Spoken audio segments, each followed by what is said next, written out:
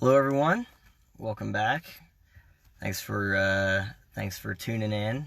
I don't know if it's beautiful where you are, but it's a freaking beautiful day here. I hope you had a good weekend this past weekend. In the immortal words of Jim Carrey from the movie Liar Liar, I've had better, but that's okay. It was still a fun weekend. I've got a couple things I want to talk about today, but real fast, I just have to say, this is so amazing. So literally just before I pressed go live, I got this news update from CNN, and I should be able to read what it says to you. So it says, higher pay but less money. Target is raising wages to $15 an hour, but some workers say their hours are being cut, and they're worried about losing health insurance. So I haven't read the article, but I mean, that kind of says it all right there. It's like, wow, it's almost like I made a video talking about how $15 an hour minimum wage has unintended consequences. So I'll put a link to that in the comments for this. Anyway, it's not that I'm stoked that people that work at Target are getting their hours cut, but it's just it's ironic and frustrating and confusing that these things remain popular ideas despite just glaring evidence to the contrary. So that's amazing. I'll put the link to that article in there too, so you guys can check it out for yourself. Maybe it totally debunks the video I made. Maybe that was just a misleading headline. I don't know. But I don't think it is. Anyway, so I had a couple things I was going to talk about. I was going to do some stuff about the Democrat primaries and had a couple, kind of all over the place stories. And what I decided I'm going to do is I'm actually going to talk about 3 different stories and kind of how they're connected, mostly the last 2. And then tomorrow is the 4th Democrat debate. There's going to be 12 people on stage. So if it didn't feel crowded enough, there's going to be 12. So awesome. So I'll probably do a video just kind of what to expect and where the polls are. I think Real Clear Politics has a poll from Friday that's the aggregate of all the polls, but I know they'll probably do one today or tomorrow before the debates, so I'll give you guys whatever the most latest poll data is and do something about the debates, and then probably later this week, maybe this weekend, do something of recap of the debates, and then cover some other stuff that I probably won't get to today. Anyway, so that said, so the first story I want to talk about today is something you guys maybe have noticed, maybe not, maybe seen in the news propping up here and there. The first time I saw anything related to this was this past summer. But it just recently became official. So the ADL, the Anti-Defamation League, declared the OK sign a hate symbol. And kind of what the rationale is that it's white power. So this part makes a W, and then this part going down makes a P. They had a whole diagram on their website, and it's WP, white power, so the OK symbol is actually a hate symbol. And, that's kind of one of those things you hear about it, and you're like, well, that's silly. My thought was, okay, well, can we say okay? Does Oklahoma have to change its abbreviation? I don't know. Do we just have to say all right? I don't know. Can we say okie dokie?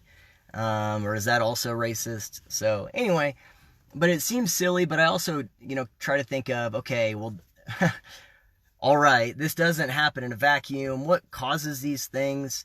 What are the implications? Do they incentivize other things? So I went to the ADL's website, and I was looking at their other things that were declared hate symbols by them on their website. So here's a few of the things, and obviously I pulled out things that seem silly. There's other things like swastikas, and SS symbols that are obviously racist, but there's some other things I think don't exactly pass the muster in terms of being universally declared or should be universally considered hate symbols. But anyway, you can be the judge. So some other things that are now racist and are hate symbols. The number is 100%. The number 12, 13, 14, 18, 311.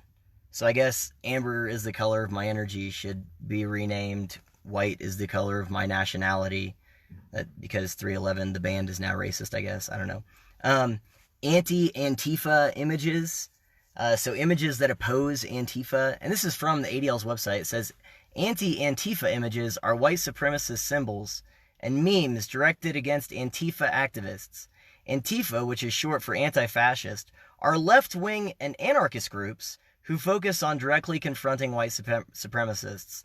So I guess if you are against, by the ADL's own definition, anarchist groups, then I guess that makes you racist. I don't know. The Coors beer logo is also racist, according to the ADL.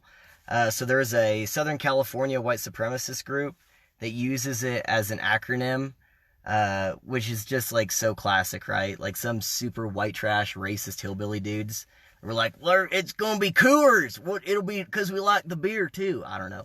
But for them, it stands for comrades of our racial struggle. It's like, all right, they really contrived that one. My guess is they just a bunch of racists that like drinking Coors. But anyway, so that's the Coors symbol is racist. So if someone made a racist symbol out of the Nike swoosh or out of, you know, some type of acronym out of the word Nike, I guess all of Nike would be racist also. Who knows? HLN or HSN is also racist, which I guess stands for Hammerskin Nation. I thought it was Home Shopping Network, but I guess it's not. So if you thought the HSN was really just associated with buying crappy jewelry and other things that fall apart, you were wrong. It's the Hammerskin Nation. Another one that's on here is the Noose, which, so admittedly, I went down kind of a rabbit trail on this. I just get curious about things, and I was like, the Noose, I always think of the Noose being, you know, like Western movies and like Pirates of the Caribbean, Johnny Depp as, you know, Jack Sparrow. They try to hang him like 1,000 times in those movies. There's a hanging scene in one of my favorite movies, which is Gangs in New York. The point is that I always just associate it with like a capital punishment. But I'm just a white guy, I guess, and they're saying it's a hate symbol because of its association with lynchings. But I'm like, you know, I've been around some pretty racist people in my life, and I've never heard anyone reference a noose even just as a joke, or their version of, you know, a sick joke as a racist thing. So I got curious, and I'm like, is it really? Like, how much, what's the ratio of lynching to capital punishment? And so I looked it up. Anyway, I looked it up, and hanging was the most common, most popular form of capital punishment in the U.S. until the early 1900s, which is when the electric chair started to pass it in terms of popularity. But to this day, hanging is still a legal form of capital punishment in the state of New Hampshire, because of course it is. I would have expected that in like Texas or Alabama, but yeah, in New Hampshire, it's still a totally legitimate and legal way for if they were going to give someone the death penalty. And according to Time Magazine, I'll put a link to all these sources in the comments, that 58% of all executions in the U.S. done since 1700 were via hanging, which was like 9,183 by Time's estimates. So 58% of all, just, you know, whatever reason the person got the death penalty, they were hung. And that was the most common until the early 1900s. And then, so I was like, okay, well, what about lynchings, right? So fair enough. So the study I found that seemed to be the most comprehensive, so UMKC did a study about lynchings in the post-Reconstruction era South. And because after Reconstruction was basically over, and the Republicans from the North that were kind of micromanaging that left, that's when you see the KKK prop up in the South. That's when you see a lot of these hate crimes happening in the South, including all these lynchings. So according to UMKC, there were 4,742 lynchings done in the U.S. during the 86 years, that's our arbitrary number, between 1882 and 1968. And of those lynchings, UMKC estimates that 73% of them were racist lynchings of blacks. That's awful, right? So 73% were just absolutely morally abhorrent acts, and 27% of them weren't in that category. But if you add them together, then the number you get is exactly, of those racist lynchings, is exactly 25%. If you take the ones that were done like just federally, if you take Times numbers and add them to the lynchings that were unlawfully conducted from UMKC, you get to where it's like exactly 25% of the lynchings, or of the hangings, the things with the noose, were this racist lynching thing. And as I've done with previous topics, and maybe if you've watched some of my other videos, you've thought, why is he picking at this? Like, it's a noose. It's only ever associated with death. Why does it matter? Like, why are you trying to reclaim the noose? I'm not, okay? That's not what I'm trying to do here. But I do want to draw out a point which also applies to this OK symbol and a lot of these other things. And the point is that what the ADL has done here, and the ripple effects we see in society generally, is a minority of unreasonable people and a minority of poorly motivated people, or trolls or whatever, are dictating the terms of reality to the majority. So even though 75% of the hangings that took place in the US were not these racist lynchings, we're going to say, well, no, the noose is actually should be associated with this other 25%. Same way with and bringing it back to that OK symbol.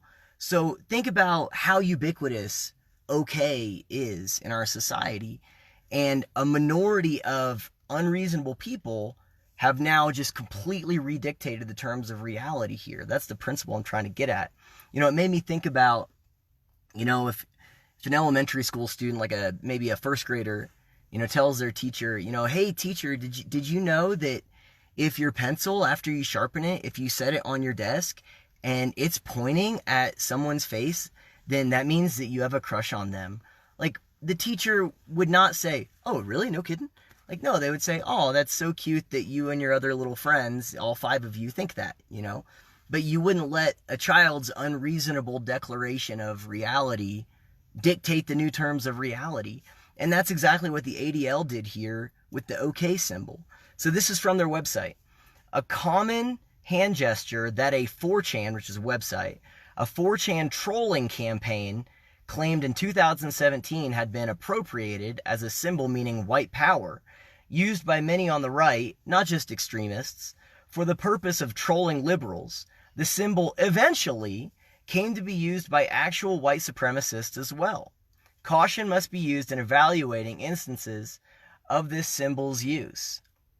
So that's the point I'm getting at, is by their own admission, trolls were like, hey, we're trolling, we're messing, we're trying to get a rise out of people, we're trying to get a reaction. And then the ADL is like, okay, here's your reaction on your silver platter.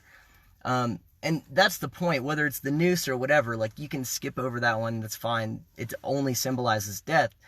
But we saw this with the Betsy Ross flag on the shoes when Colin Kaepernick was all up in arms saying that was racist.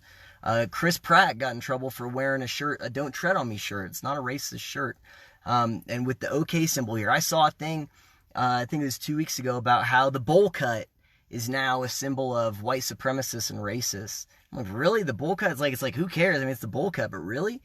I was thinking about the new Terminator movie coming out. The actress Mackenzie Davis has a bowl cut. It's like, oh, did no one tell her that she's double representing white supremacy, because she's from the future and she's doing it in the present in the movie. So James Cameron, I guess, is double canceled for that. But anyway, the point is that, again, we don't let unreasonable people dictate the terms of reality to us, particularly whenever that has consequences. Like, again, that situation, if that kid's like, if the pencil's pointing, that means you like them. So that's a crush. There you have a crush. The teacher would be totally uncalled for if they said, really? Oh, that means you like this person? Oh, hey, do they like you back? No? Okay, you're expelled for harassment. Like, that would be totally unreasonable, because you don't take an unreasonable thing and then integrate it into your schema for reality.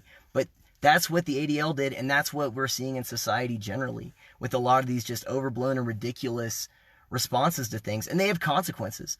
So the first time I heard about this in kind of the mainstream was this past summer. A Cubs fan got permanently banned from Wrigley Field for doing the upside down OK symbol in the back. They were broadcasting the baseball game, and he was back there and he did that. He got labeled a racist white supremacist and permanently banned from Wrigley Field. And then just the other day, there was a story about this employee in Orlando studios who, this guy was dressed up like Gru for Despicable Me, and he did that same thing on this girl's shoulder, and he got fired, got labeled a racist white supremacist. And here's the deal. These people weren't even doing it right. Like, if it's the okay symbol, like, no one ever says, hey, how you doing, Jimmy? I'm doing okay. I'm doing okay. Everything is fine here. Like, no, absolutely not. Everyone who ever went to middle school knows what this is. That's that, oh, can you get my friends to look game, where you kind of put it down here or whatever and hide it. And if your buddy looks at it, then you get to punch him in the arm or punch him in the leg or whatever. So these guys, whether it's the guy dressed as Gru or the guy at Wrigley Field, you might say it's silly for them to be doing that, middle school game or whatever in a picture, particularly if you're working at Orlando Studios. It's totally stupid. But the point is, those guys weren't doing some white supremacist symbol. And this is from the Huffington Post article about the guy who got fired from Orlando Studios. And this is kind of the main point where I just want to think about, like, okay, how do we feel about this? So this is from this about what happened to the dude in Orlando. The once innocent OK symbol has recently taken on a more sinister meaning, as some use it to promote white power, according to the Anti-Defamation League. It started as an online hoax on the website 4chan, with hoaxers hoping that the media and liberals would overreact to something that wasn't true. Let that marinate in your mind. By their own admission, this is something that people did hoping to get a reaction out of others, hoping that people would take it seriously and trolling. And they said, okay, yeah, we're going to do that. We will take you seriously. What are they incentivizing? Do you think that those trolls are just going to say, oh, mission accomplished, we got them, they totally fell for okay, we're done here? No, of course not. You're incentivizing them to come up with more and more ridiculous things to hijack and co-opt to troll people because they're getting the results they want. It's the same reason why if a kid is getting picked on and they're super defensive about it, and and someone observes it, obviously it's never okay to be bullying someone, but a good piece of advice for that kid is to say, don't give them the reaction that they want. Their reason that they keep doing this one thing that they know bothers you, or think about in Back to the Future, eat chicken McFly. Like, the reason Biff says that is because he knows it'll get the reaction he wants from Marty McFly. And so it's the same way with these things, same way with the kid getting picked on or whatever. If you know that the person is looking for this reaction, in this case, legitimizing some trolly nonsense completely done in bad faith, what you don't do is say, oh my God, really? Yes? Okay, yeah, I'm going to give you everything you want, because one, you're incentivizing more of it, but two, you're giving power to unreasonable people and to trolls. And just in some cases, I have no doubt that some white supremacists use this. I couldn't find any examples of it. The only examples I found were these two stories. Feel free to send me some links if you can find some really overt examples of now all of a sudden all the skinheads are running around doing okay, and while they're lighting crosses on fire in people's yards. I couldn't find any of that. But the point is that we're incentivizing more of this. In the same way that if if you told, again, going back to with a kid, hey, you have some chores to do. I need you to do this, this, and this. And they said, oh, no, it's actually opposite day, so I don't have to do that. Again, you wouldn't say, oh, it is? Oh, okay, all right. My bad, I didn't realize it. I'll let everyone know. We'll send out the proper emails, contact our state legislators. Today is opposite day. Like, no, what do? You say, no, it's not. Go do the dishes, all right? Or whatever the thing is. And so that's what we have to do here. That's the takeaway, in my opinion, is for us to say, no, absolutely not. This is not okay, right? Like, okay is okay. This is not okay. We're not going to legitimize the actions of trolls and, skinhead gangs in an Arkansas prison somewhere, or 47 hillbillies in Southern California trying to say that the Coors symbol is racist. So I think we have to say no to this stuff and say absolutely not. In the same way that I wouldn't agree that it's opposite day, that we cannot agree to this, because we're only going to get more of it.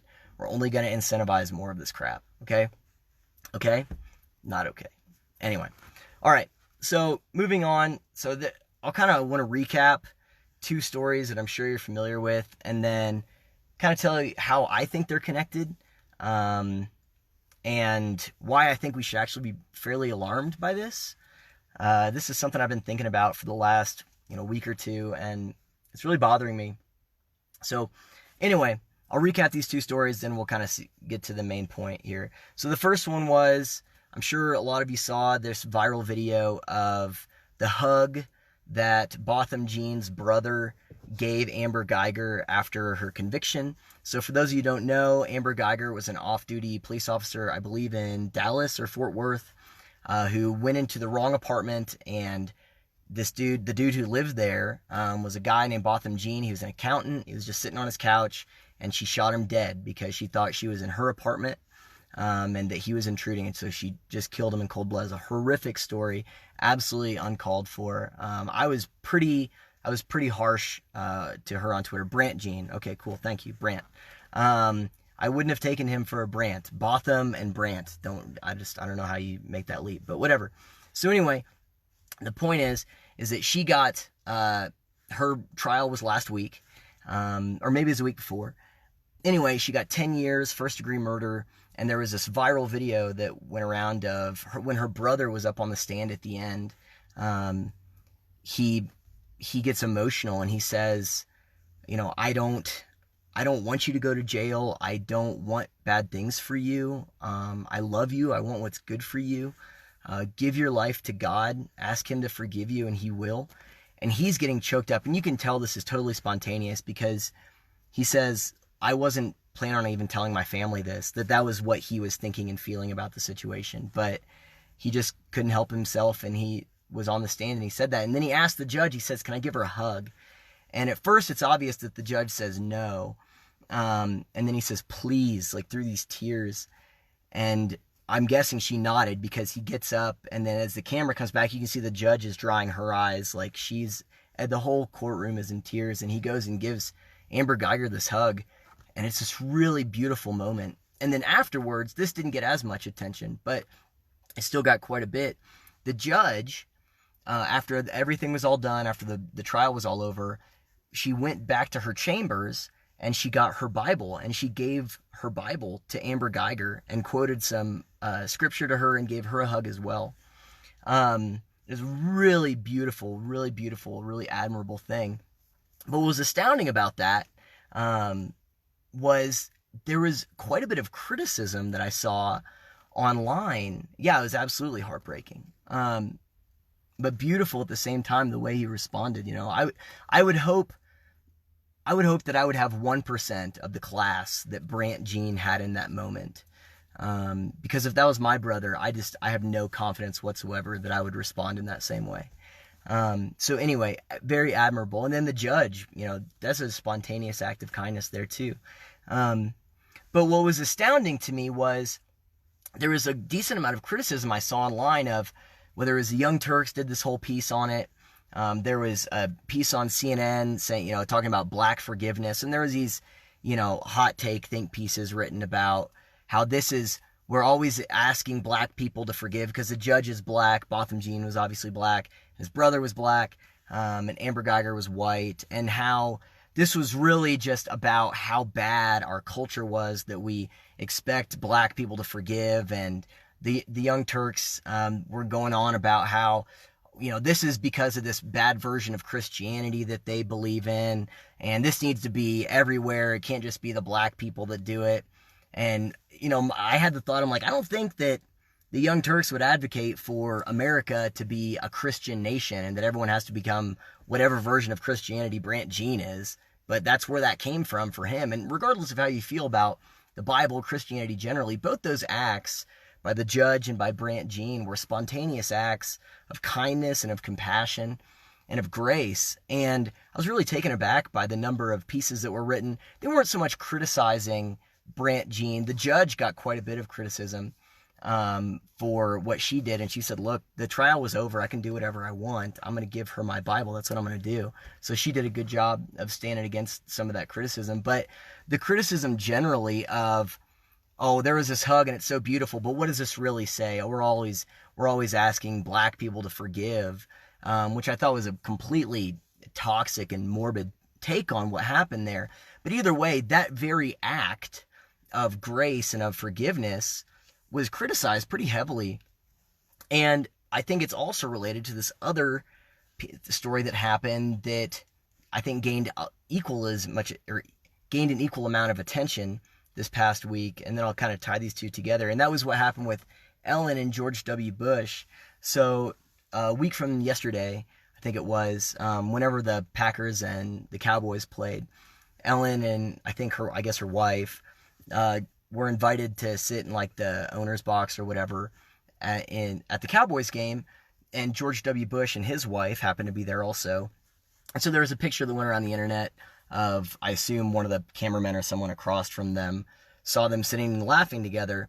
And so there was a bunch of people on Twitter that were just hardcore going after Ellen for, chumming it up with George W. Bush. And then Ellen got on her show on Tuesday, this past Tuesday, and delivered a monologue that I thought was absolutely fantastic. And she did what few people do. She didn't cave to the Twitter mob, and instead she absolutely stood against it. There was people like Mark Ruffalo tweeting at her saying, we can't even begin to talk about kindness, and criticizing her. And this is what Ellen said in her monologue. She said, be kind to one another, even if you disagree. She said, gosh dang it, my thing is, there we go. Okay, here's what she said. I'm friends with a lot of people who don't share the same beliefs that I have. We're all different, and I think that we've forgotten that that's okay, that we're all different. Just because I don't agree with someone doesn't mean that I'm not going to be friends with them. When I say be kind to one another, I don't mean only the people that think the same way you do. I mean be kind to everyone. It doesn't matter. And that was the thing that she got hardcore criticized for, was where she said, be kind to one another, even if it's someone you disagree with. And so whether it's Mark Ruffalo or a lot of people in the press, they went after her for this. And that was kind of similar to seeing all those criticisms of that example with Brant Jean and Amber Geiger. The amount I saw, way more hot takes about that with Ellen and what she said there. For example, Anna Kasparian, again on the Young Turks, after the clip of that, she said, that kind of disgusted me. She said, I have no interest in rehabilitating the image of people like George Bush or Donald Trump. I don't want to be nice. I want to be mean. I want to be a mean person because they deserve it. And there was a lot of that. I mean, that is just gross to me, but there was a lot of editorials that expressed that same sentiment. Molly Roberts for Washington Post wrote an opinion piece titled, Ellen DeGeneres tells America that she's better than us.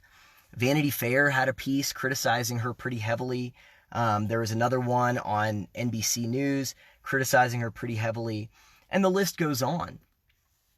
And so the way I see these two things as related, if you were to say, what are the themes of what happened with Brant Jean and that judge, and what happened with Ellen and George W. Bush, some themes that come to my mind are forgiveness, compassion, grace, and with the Ellen one particularly is tolerance. Not this kind of new bastardized version of tolerance that we see, where tolerance is now you have to agree with everything I say, and you have to openly be talking about how much you agree with and love everything I'm saying.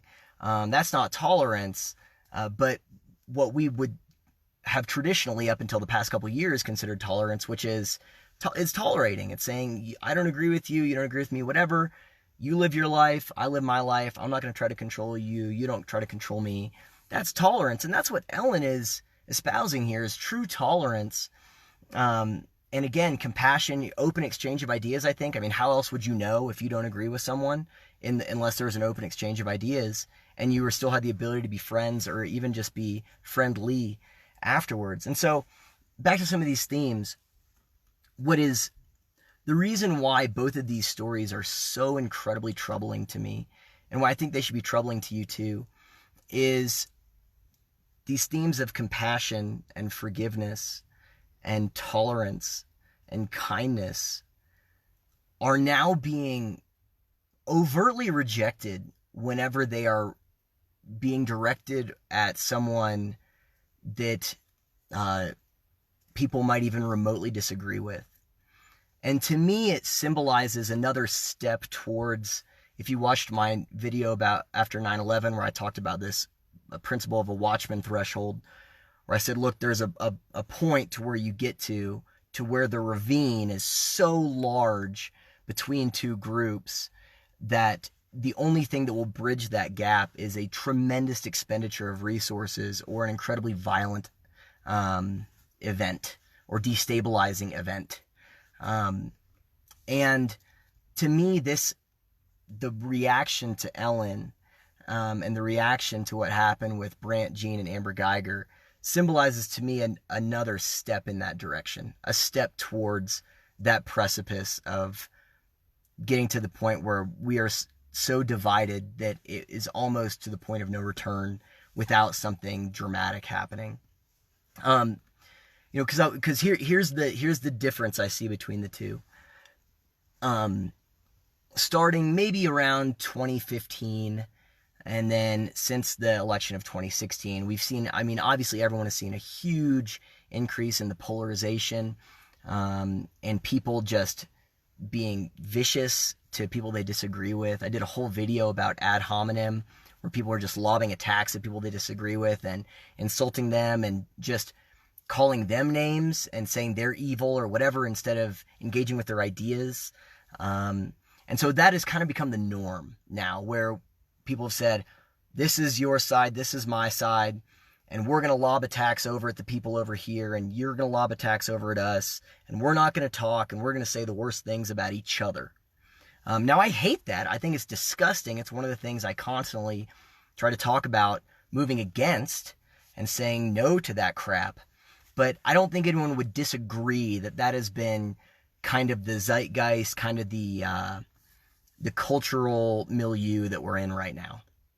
But the difference that I see here and the shift that I see here is going from saying, this is my side, we're going to throw attacks over here, we're going to say all these horrible things about them or whatever, to now it has become, not only are we going to say all these horrible things about them, but if anyone on my side extends any level of humanity or just being a principled good person or, charity, kindness, whatever, to the other side, then now you're also in the crosshairs. The bad guys are over there, but you're being kind to them, and now you're in the crosshairs too. And that's what we saw with Ellen, and that's what we saw with this event with Brant Jean, is, imagine being, so again, look at what Ellen said.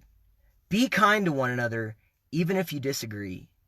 Can you imagine feeling morally outraged by that statement? Or this righteous indignation at that statement? That is about as uncontroversial as a statement as you could possibly get.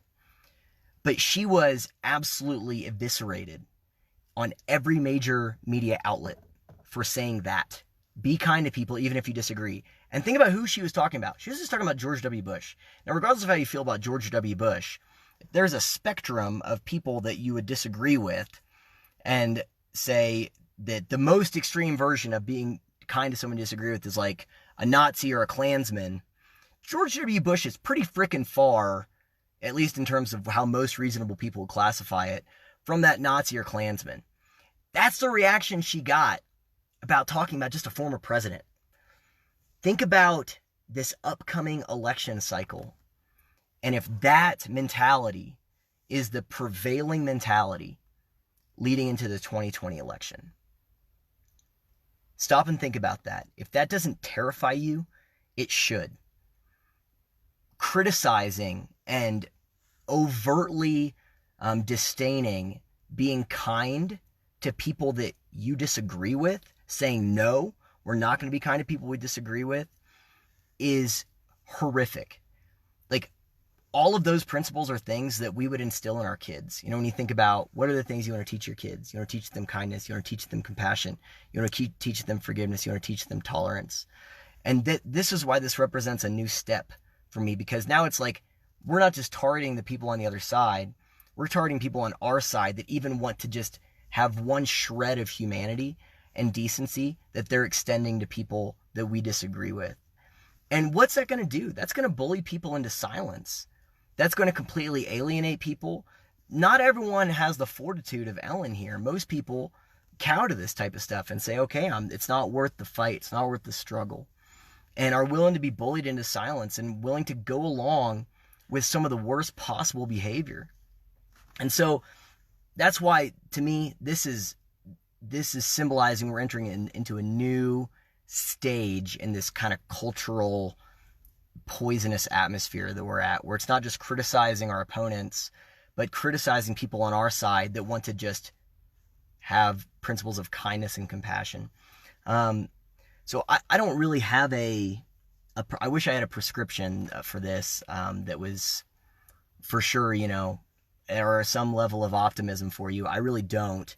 But here's the one thing I will say is two things. One, if you agree that this is like canaries in the coal mine, in past times, miners would bring canaries down in cages in the coal mines to know that if there was natural gas that they weren't smelling, the canary, if they're freaking out or the canary dies, they know this is a bad environment. We got to get out. We got to change the environment. Whenever I'm seeing people across the board just completely piling on Ellen for saying be kind to everyone, that's a whole bunch of dead canaries in my mind. That is a toxic, poisonous environment that we have got to get out of as soon as humanly possible. So if you agree with that, if you think that that's a correct assessment, two things I would say. One, I'm currently going back through this book. I think I recommended it a couple weeks ago by Peter Boghossian and James Lindsay, just came out, called How to Have Impossible Conversations. It's a really good book because that's one of the things that's missing. That's one of the things I talk about a lot, is that we have to learn to talk to each other. And one of the really cool principles in that book they talk about is shifting the goals of your conversation and not going into every conversation trying to debate or change people's mind or just throw facts at them, but shifting how you operate to trying to be a learner, to trying to listen, to try and understand the other person's perspective. Because what that'll do is, one, it might help you. You might change your mind on some things. It gives you an open mind, which is what you want them to have. So it teaches you to practice kind of what you preach there. And then the other thing that it does is it lowers their defenses, because if they sense that you're just trying to learn from them, then they're more likely to have an open mind as well. And that's one of the things we need, is we need conversations. One of the things I've said repeatedly on Twitter is we need dialogue, not dunks. All right, we need to have discussions, not dunking on each other, not these debates. There's a place for debates, and we do need to have debates on certain things for sure. But in terms of just talking to people in our everyday lives we disagree with, we can't be treating all of those like debates. We have to be trying to find common humanity with each other. So anyway, so that I would recommend that book, How to Have Impossible Conversations, because that's what we need. And then the other thing, I guess it kind of gives me some hope that I thought was really encouraging thought. I'm also going through Douglas Murray's new book that just came out the other day called The Madness of the Crowds. And he did an interview yesterday with Dave Rubin that I was watching. And Rubin said, and he was talking about this stuff with Justin Trudeau, with the black face, brown face, whatever. It seemed like, Trudeau had like 50,000 instances where he was doing that. And Rubin says, so what do we do with, with our principles here? Do we use these tactics of, assuming the worst possible thing and throwing hate back at people, again, even though we know that Trudeau isn't a racist and we know that this wasn't some racist thing, do we use those tactics on him because we know that he would use that if that was his political opponents? He would say they were racist. He would be calling for them to step down.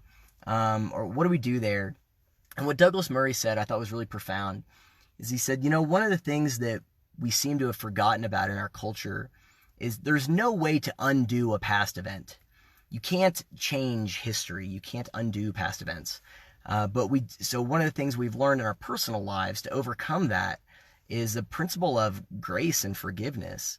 And he said, so what I think that the appropriate thing to do, whether it's with Trudeau or anyone else here, is to say, no, even though I don't think that you would extend the same principle to someone you disagree with, or to me, or to this other person, or whatever, we're going to say, I forgive you.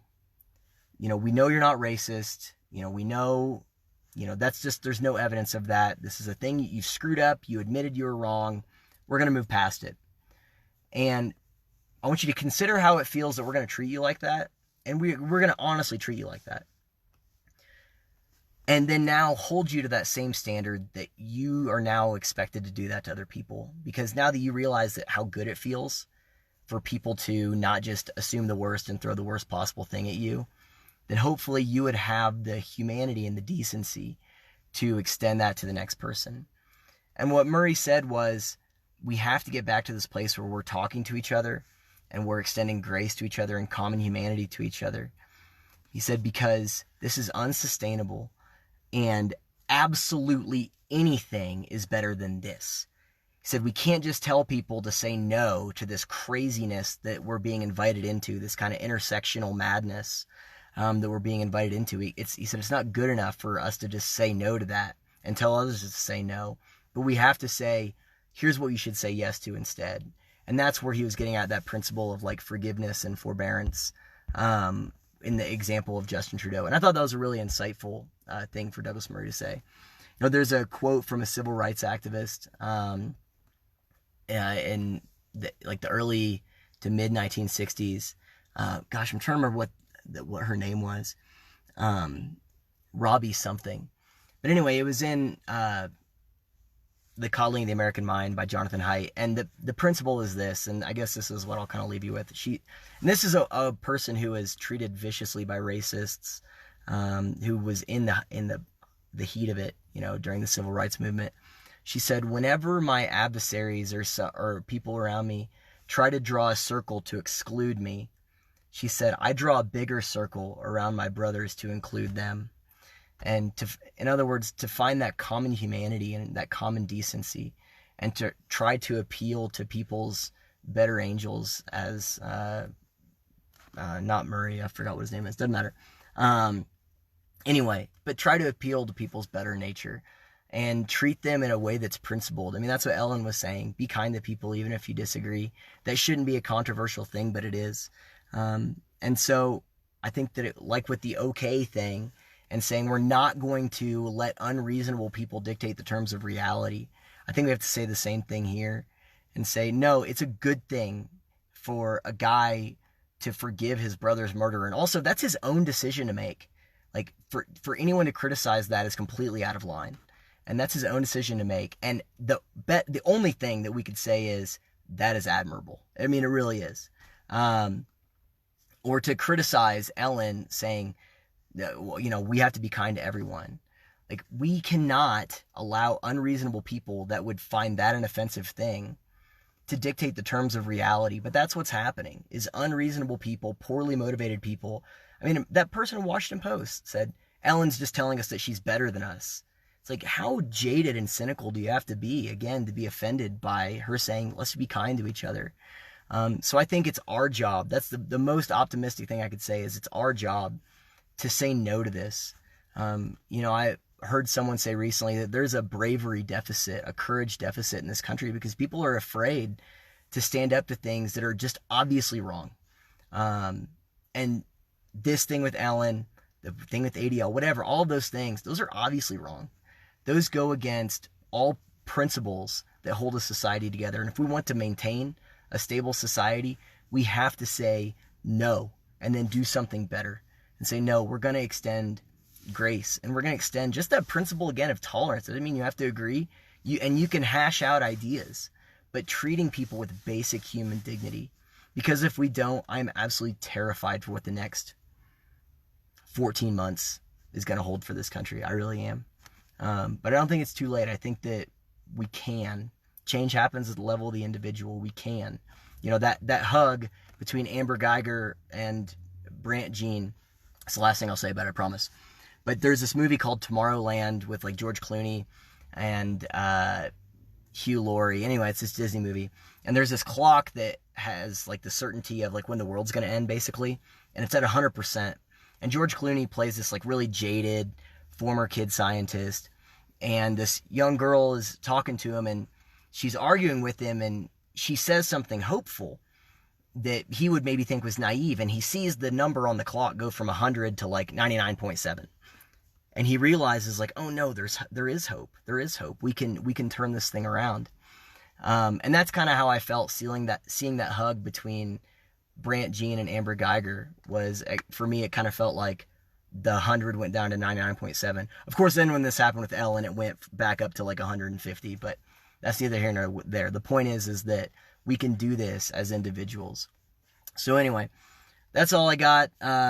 Appreciate you watching. If you have any thoughts, drop me a comment. I'd appreciate if you follow me on Twitter. It's at MyMundaneMind. I'm tweeting a lot now lately, so if you're into the Twitter scene, drop me a follow on there. If you like this kind of stuff, I'll put a link to my YouTube channel. If you would like and subscribe the videos or subscribe to the channel, I'd appreciate it. Or if you don't, again, if you don't like it, then still subscribe. That way you can share my videos and say, look at this idiot. So either way, that's fine with me. Anyway, yeah, so tomorrow I'll probably do, like I said, a thing on the debates, kind of what to expect, where the polls are at, and what to look for there. I'm not expecting to be too surprised, but we'll see.